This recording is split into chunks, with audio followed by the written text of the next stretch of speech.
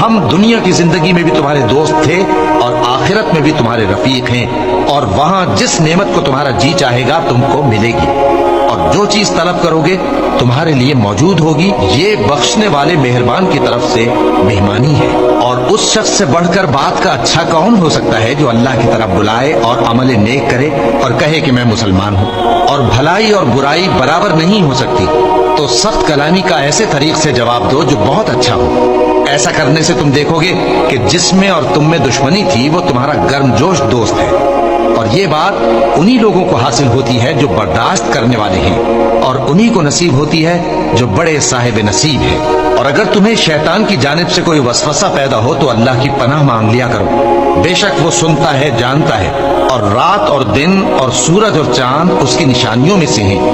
تم لوگ نہ تو سورج کو سجدہ کرو اور نہ چاند کو، بلکہ اللہ ہی کو سجدہ کرو جس نے ان چیزوں کو پیدا کیا ہے، اگر تم کو اس کی عبادت منظور ہے۔